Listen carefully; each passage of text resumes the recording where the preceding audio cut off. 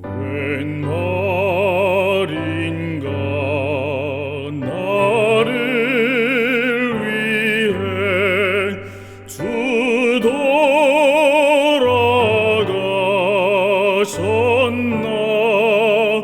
벌레 같은 나를 위해 근혜 받으셨나.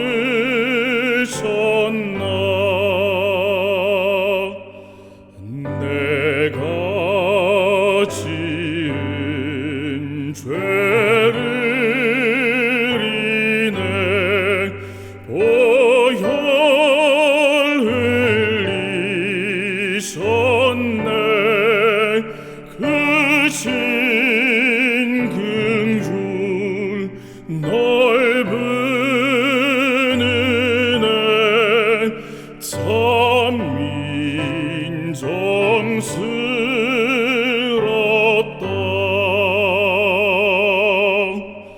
나의 주님 운명할 때 어둠이 덮이며 하늘과 땅 빛을 잃고 캄캄케 되었네.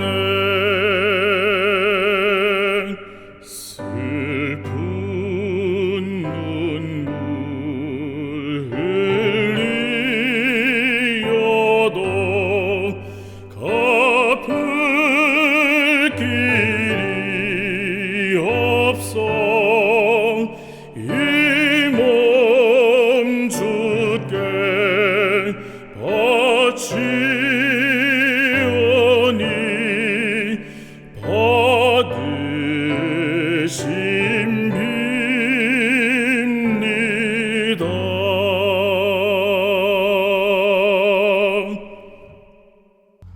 안녕하십니까. 하나님의 전에 오신 여러분들을 진심으로 환영합니다.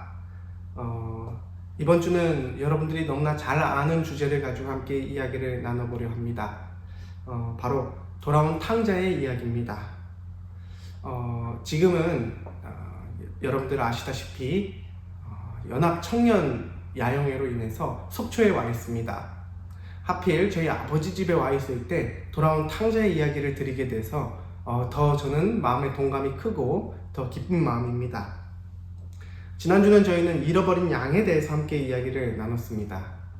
잃어버린 양, 잃어버린 은전, 탕자의 비유, 다 비슷한 이야기를 하고 있는 비유입니다. 뭐에 관해서 이야기하는 걸까요? 바로 하나님을 떠나 곁길로 나간 자들을 향한 하나님의 러브레터입니다.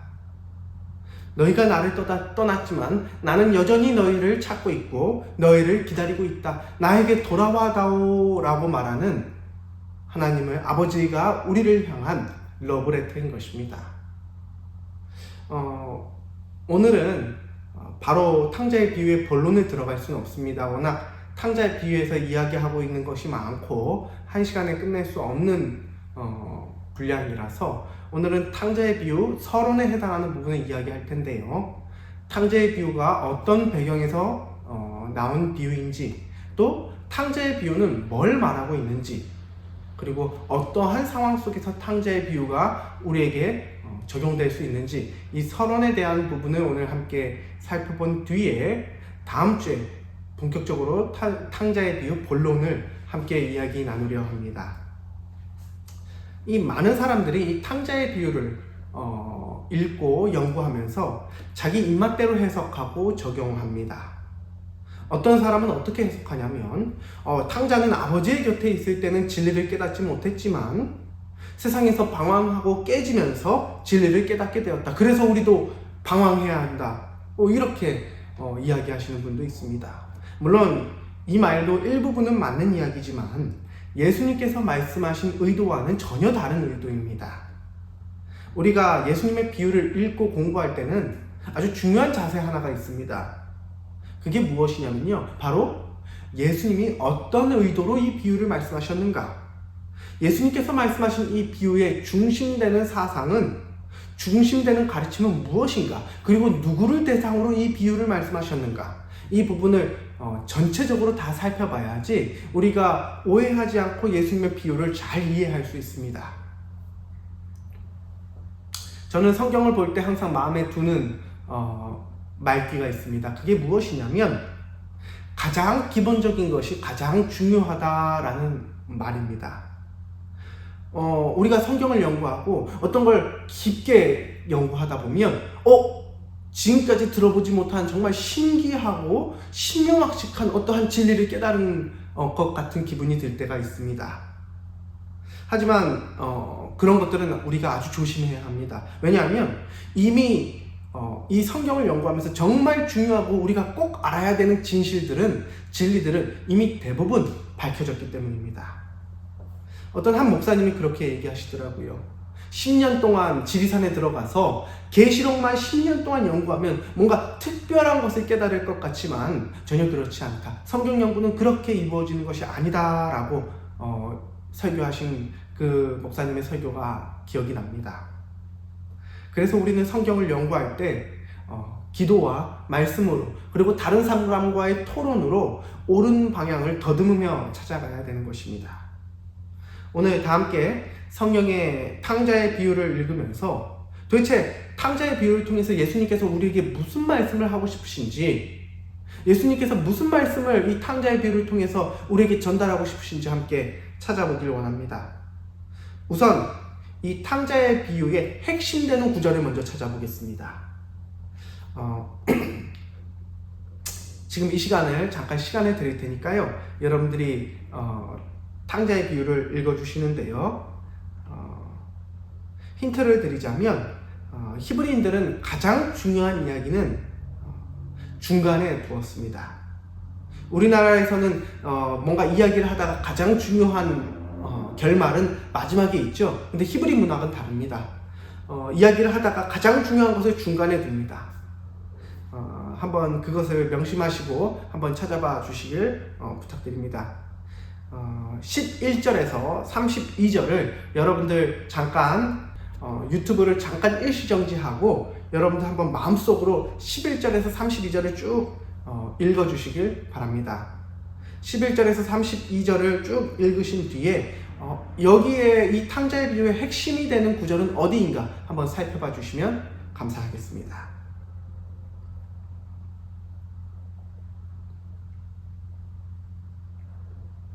네, 여러분들, 이 탕자의 이야기를 통해서 예수께서 우리에게 무슨 말씀을 하고 싶으신지 그 중심되는 이야기를 찾으셨나요? 이 11절에서 32절에서 가장 핵심되는 구절이 있다면 어디일까요? 이 이야기의 클라이막스, 가장 핵심적인 그리고 가장 중요한 성경절은 바로 19절에서 20절입니다. 한번 제가 읽어볼 테니까 눈으로 따라 읽어주세요. 19절입니다. 지금부터는 아버지의 아들이라 일컬음을 감당하지 못하겠나이다. 나를 품꾼의 하나로 보소서 하리라 하고, 이에 일어나서 아버지께로 돌아가니라. 아직도 거리가 먼데 아버지가 그를 보고 측은히 여겨 달려가 목을 안고 입을 맞추니. 이 두 절이 이 탕자의 비유에서 가장 핵심되는 구절입니다. 물론 다른 이야기들도 중요하지만 다른 이야기는 이 두 절을 이야기하기 위한 격가지들입니다. 이 탕자의 이야기에서 가장 핵심이 되는 두 중요한 핵심이 있습니다. 첫 번째 핵심은 뭐냐면요, 방탕하고 아버지를 떠났던 이 끔찍한 죄인이, 이 탕자가 그렇게 끔찍한 죄임에도 불구하고 염치 없게 자신의 죄를 고백하고 용서하는 장면입니다. 이 끔찍한 죄인이 자신의 아버지를 보고 어떻게 반응하는지, 이게 첫 번째 핵심입니다. 두 번째 핵심은 뭐냐면요, 그 끔찍한 죄인인 탕자를 보면서 아버지께서 그에게 어떻게 반응하시는지입니다. 그를 멀리서 보고 달려가 그의 목을 안고 입을 맞추는, 그리고 그를 용서해주는 이 아버지의 모습, 아버지의 반응. 이 반응이 핵심인 것입니다. 이 두 모습이 핵심입니다. 죄인인 탕자가 아버지에게 어떻게 반응하는지, 그리고 아버지가 죄인인 탕자에게 어떻게 반응하는지, 예수님께서 이걸 말씀하고 싶으신 것입니다. 죄를 가진 자의 반응과 죄를 가진 자를 받아주시는 아버지의 반응, 이게 예수님께서 우리에게 하고 싶은 메시지인 것입니다. 다 함께 이 탕자의 비유를 자세히 서론에 살펴보면서 한번 맥락별로 파헤쳐보며 살펴보겠습니다. 11절에서 12절입니다. 여기서 아들이 어떤 요구를 아버지께 하는지 설명하고 있는 성경절입니다. 12절에 아들이 아버지에게 무엇을 요구합니까? 분깃을 요구합니다. 사실 이 탕자의 비유를 연구하시는 많은 분들이 오해하고 있는 단어입니다. 사실 유대에서는 아버지가 돌아가셨을 때만 분깃을, 유산을 요구하지 않습니다. 물려받지 않습니다. 아버지께서 살아있을 때 유산을 물려주는 경우가 더 많았습니다. 하지만 이 유대에서 재산을 분배하는 권한은 오로지 아버지의 권한입니다. 그리고 가장의 권위입니다. 이것을 요구하는 것 자체가 아버지에 대한 아들의 불신이자 배반이었습니다.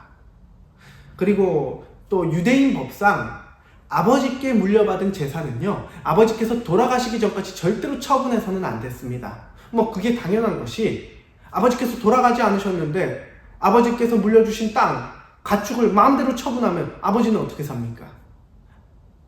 아버지는 자신의 눈앞에서 자신이 어렵게 일구어 놓은 재산들이 다 팔려나가는 걸 볼 수밖에 없지 않습니까? 그래서 유대인 법상 아버지가 살아계실 때는 이 유산을 처분했으면 안 됐습니다. 하지만 12절의 마지막을 보면 아들의 잘못된 결정에 아버지께서 어떻게 행동하시죠? 바로 나눠 주었습니다. 사실 이 구절은 우리에게 큰 의미로 다가옵니다. 여기서 나눠 주었다는 말은 단순히 재산을 나눠 줬다라는 것보다 더 큰 의미가 숨겨져 있습니다. 보통 이 재산은요, 장자가 3분의 1을 가졌고 둘째가 3분의 1을 가졌습니다. 일반적으로 유대에서 그렇게 재산을 분배했습니다. 근데요, 재산 중에는 땅도 있을 것이고 짐승도 있을 것이고 가축도 있을 것이고 여러 종류의 재산이 있을 것입니다. 아버지께서 이 재산을 둘째에게 주면 이 둘째는 아버지가 살아계심으로 이 재산을 처분하면 안 됐습니다. 그럼에도 불구하고 이 둘째는 이 자기가 물려받은 재산을 들고 다닐 수 있는 현금이나 이 보석으로 바꾸어 집을 떠났을 것이라고 우리가 추측해 볼 수 있습니다. 왜냐하면 집문서랑 가축을 들고 다닐 수는 없으니까요. 결국 이것은 무엇을 의미하냐면 아버지께서 돌아가시지 않았는데 아버지를 돌아가신 것처럼 행동했다는 것이에요. 아버지께서는 여전히 살아계시지만 아버지 눈앞에서 아버지께서 읽어놓은 모든 재산을 처분했다는 것입니다. 이것이 의미하는 것은요, 아들이 잘못된 선택을 하지만 이 선택이 아버지의 어떠한 현명하지 못한 처사로 비롯되지 않았다는 것을 우리가 알아볼 수 있습니다. 제가 한참 아버지 속을 썩일 때 저희 아버지는 항상 이렇게 고민하셨다고 합니다. 내가 어떤 어리석은 행동을 했길래 내 아들 진수가 이렇게 변했을까? 내 어떤 못난 점을 내 아들이 봤길래 내 아들 진수가 이 모양 이 꼴일까? 내가 뭘 그렇게 잘못했을까? 나에게 고쳐야 될 점이 뭘까? 왜 내 아들이 이렇게 엇나갈까? 하지만 저와 저희 아버지는 나중에 깨달았습니다. 진수가 엇나갔던 것은, 진수가 삐뚤어졌던 것은 아버지의 어떠한 잘못 때문이 아니고 저의 고집과 저의 잘못으로 엇나갔다는 것입니다. 우리는 자식의 어려움을 보면서 자꾸 내 탓을 합니다. 물론 나에게도 탓이 있을 수 있겠죠. 하지만 대부분의 문제는 자식의 고집스러운 잘못된 결정으로 잘못되는 경우가 많습니다. 그러면 저희 아버지처럼 이렇게 못되고 고집센, 그리고 이 이야기의 아버지처럼 잘못된 결정을 계속 고집하는 아들을 둔 아버지는 어떻게 해야 할까요? 도대체 어떻게 하는 게 최선일까요? 탕자의 아들을 둔 아버지가 할 수 있는 최선은 그들이 자신의 선택한 결과를 경험하도록 기다리는 것 말고는 할 수 있는 게 없습니다. 고집센 탕자를 둘째 아들로 둔 이 아비가 할 수 있는 최선은 어서 빨리 탕자가 자신의 재산을 다 잃고 돌아오기를 기다릴 수밖에 없는 것입니다. 그러면서 하염없이 아들이 떠나간 그 앞마당을 하염없이 기다리는 것 말고는 이 아비가 할 수 있는 게 없습니다. 그저 하루빨리 내가 준 재산을 다 잃고 나에게 돌아왔으면 그게 아버지가 할 수 있는 최선입니다. 제가 이 말씀을 왜 드리냐면 우리들의 아버지이신 하나님께서 딱 이 마음으로 우리를 기다리고 계신 것입니다. 고집이 세고 내 생각만이 옳다고 생각하며 아버지 없는 사람처럼 살아가는 우리에게, 진수에게 야, 너 그거 아니야, 너 그렇게 사는 거 아니야 그러면서 회초리를 때리면서 우리의 실수를 못하게 막으시는 분이 아니십니다. 탕자의 아버지가 탕자에게 재산을 나누어 주어버린 것처럼 우리들의 아버지께서는 우리의 고집스러운 선택의 결과를 빨리 경험하고 빨리 아버지께로 되돌아오기를 우리가 떠나간 자리에서 하염없이 기다리고 계신 것입니다. 사랑하는 성도 여러분들, 우리 아버지의 자비는 우리가 상상할 수 있는 것 이상입니다. 아버지께서 우리를 위해 참으시고 우리를 이해하시는 범위는 우리가 인식할 수 있는 범위의 그 너머에 있습니다. 함부로 하나님의 자비의 그릇을 함부로 측량하지 마시길 바랍니다. 우리는 자꾸 하나님이 나한테 혼내시겠지? 하나님이 나에게 화내시겠지? 하나님이 나에게 벌을 주시겠지? 이러면서 자꾸 하나님이 가지신 나를 향한 자비의 한계를 둡니다. 허나 우리들의 아버지께서는 끝까지 참으시는 분이시며 끝까지 기다리시는 분이시고 우리가 떠나간 그 자리를 하염없이 망부석처럼 기다리고 계시는 분이십니다. 그분은 무한히 참고 무한히 기다리시며 무한히 애정하시고 우리를 애타게 기다리시는 분이십니다. 그러면 누구를 기다리셔요? 하나님을 떠난 교회에 나오지 않는 자들을 기다릴까요? 물론 하나님께서 그들도 기다리시지만 하나님께서 정말 기다리는 존재는 자신의 의를 따르고 하나님의 의를 따르지 않고 자신의 의를 따르고 내가 생각했을 때 옳다는 것을 따르는 하나님 없이 사는 자칭 그리스도인들을 애타게 기다리시는 것입니다. 로마서 1장 22절에 스스로 지혜 있다고는 하나 어리석게 된 썩어 없어질 자신의 생각을 믿는 모든 자들을 하나님께서는 애타게 기다리시는 것입니다. 13절에서 16절을 함께 보시겠습니다. 둘째 아들은 둘째 아들은 아버지께서 자비로 나눠준 재물을 허랑방탕하게 낭비합니다. 그리고 거지가 돼서 한 사람에게 빌붙어서 이방인에게 빌붙어서 돼지를 치게 되지요. 여기서 그 백성 중 한 사람에게 부처사니라고 표현했는데요. 그 백성 중에 한 사람은 이방인입니다. 이방인에게 부처 산다라는 표현은요, 더 이상 팔 게 없어서 자신을 팔았다라는 표현입니다. 우리는 그런 사람을 뭐라고 부르죠? 재산이 아무것도 없어, 더 이상 팔 게 없어서 대감집에 자기 자신을 팔아서 빌부터 사는 사람을 우리는 종이라고 부릅니다. 하지만 정말 안타깝게도 둘째 아들은 그때까지도 자신이 종이라는 사실을 깨닫지 못했습니다. 여기서 유대인들이 가장 혐오하는 존재가 이방인입니다. 그 이방인과 친하게 지내는 것도 아니고요. 그 이방인의 종이 된 것입니다. 근데 여기에 그치지 않고 유대인들이 가장 혐오하고 가장 부정하다고 여기는 짐승인 돼지를 치게 됐어요. 수많은 짐승이 있는데 양도 있고 소도 있고 염소도 있고 좋은 짐승들 많은데 하필 유대인들이 가장 부정하다고 가장 혐오하는 짐승이 돼지를 치게 되었습니다. 그것도 이방인, 유대인들이 혐오하는 이방인의 종이 돼서요. 그럼에도 불구하고 그는 자신이 종이라는 사실을 깨닫지 못했습니다. 그럼 그가 언제 나 종인가? 라는 사실을 깨달을 수 있었을까요? 예, 바로 돼지가 먹는 먹이인 쥐염 열매를 먹으려다가 그마저도 못 먹고 안 주니까 우리 집은 가축을 먹이는 종들도 배부른데 이 생각이 이 탕자의 머릿속에 싹 스치는 것입니다. 그때 탕자는 깨달았을 것입니다. 나 종이구나.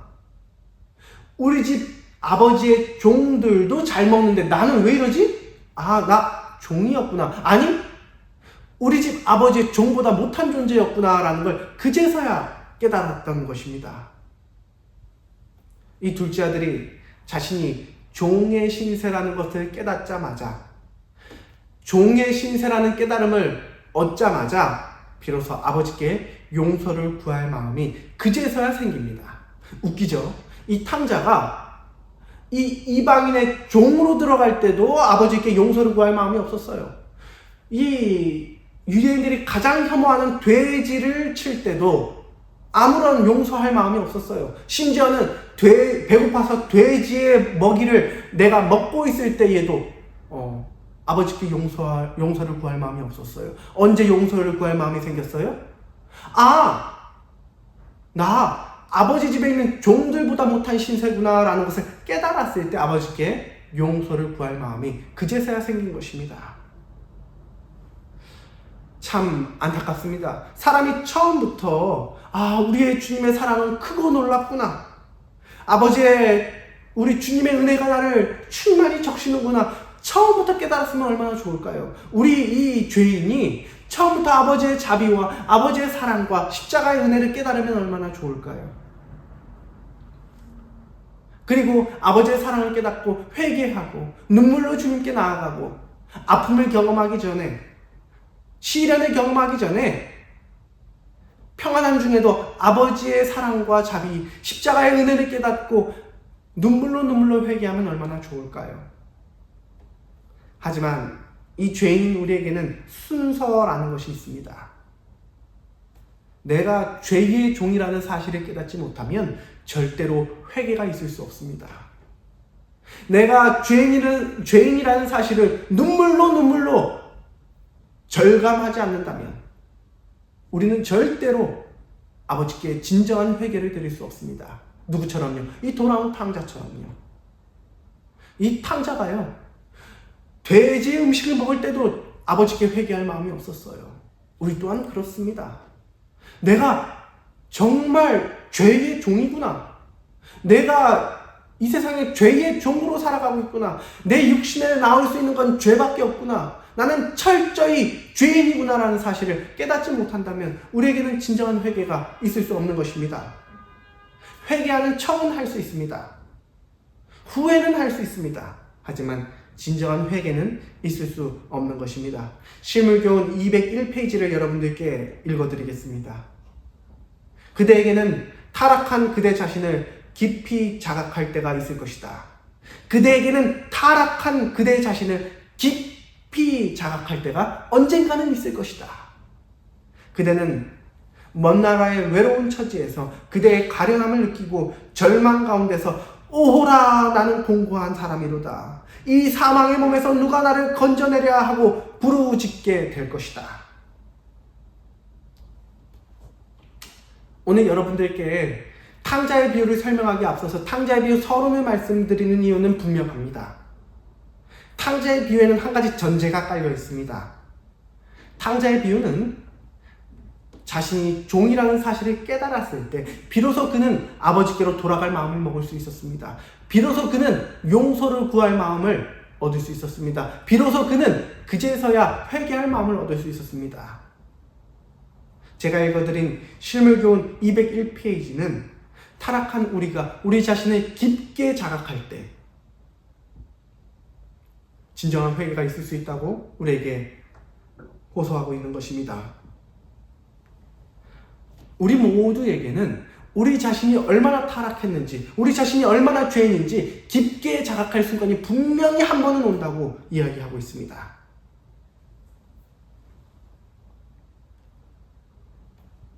우리가 죄인이라는 사실을, 우리가 정말 죄의 종이라는 사실을 깊게 자각했을 때, 탕자처럼 죄의 종된 나 자신을 보면서 끝없는 가련함과 끝없는 절망을 경험할 때 우리는 이런 말이 나올 수밖에 없습니다. 오호라, 나는 공고한 사람이로다. 누가 사망의 몸에서 나를 건져내랴.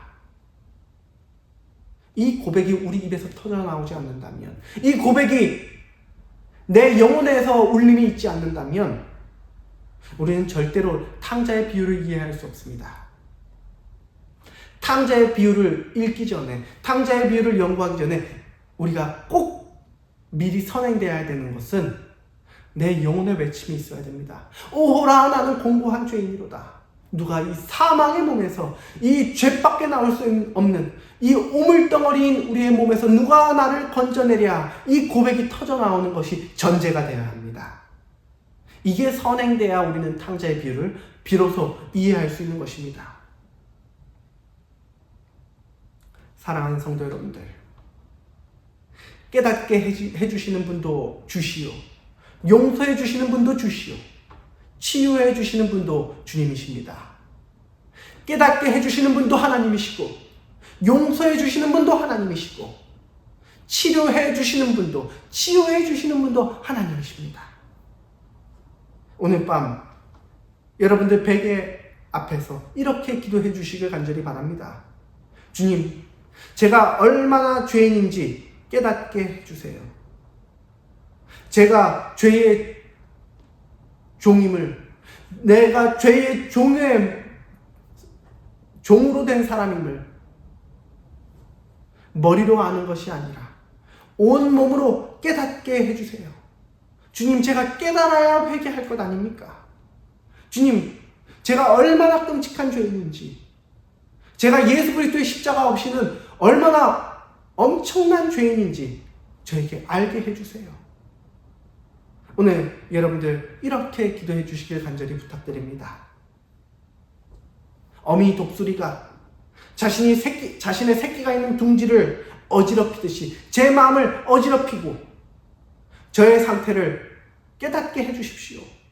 내가 어떠한 존재인지 알게 해주십시오라고 기도해 주시길 바랍니다. 제가 수없이 경험한 바로는 이 기도는 아버지께서 즉시 들어주시는 기도 중에 하나입니다. 왜냐하면 이 기도는 아버지께서 우리에게 기다리시는 기도이기 때문입니다. 제발 여러분들을 마음 깊숙이 사랑하는 이 김진수 목사를 봐서라도 제발 한 번만 이렇게 기도해 주시길 간곡히 부탁드립니다. 주님, 내가 얼마나 죄인인지 깨닫게 해주세요. 내가 정말 예수 그리스도의 십자가가 필요한 사람이 되게 해주세요. 여러분들이 이렇게 기도하시는 순간 하나님께서는 즉시 그 기도를 들어주실 것입니다. 하나님께서 기다리시는 기도이기 때문입니다. 하나님께서는 언제나 제 마음속에 교만을 깨닫게 하셨습니다. 내 마음을 각성시켜 죄인인 것을 깨닫게 하셨습니다. 그리고 아버지께로 향하게 하셨습니다. 이러한 성령님께서 여러분들 마음속에도 직접 현현하실 것이라 저는 믿어 의심치 않습니다. 수많은 믿음의 선조들이 이렇게 아버지께로 나아갔습니다. 수많은 믿음의 선조들이 이렇게 아버지를 보았습니다. 수많은 믿음의 선조들이 이렇게 예수 그리스도의 십자가를 경험했습니다. 여러분들도 이렇게 아버지를 찾을 수 있습니다. 오늘 저와 여러분들이 죄의 종된 사람이라는 것을 깨닫고 공고한 죄인이라는 것을 깨닫고 사망의 몸에서 누군가 건져낼 예수 그리스도를 간절히 기다리시길 간절히 바라면서 말씀을 마치겠습니다. 감사합니다.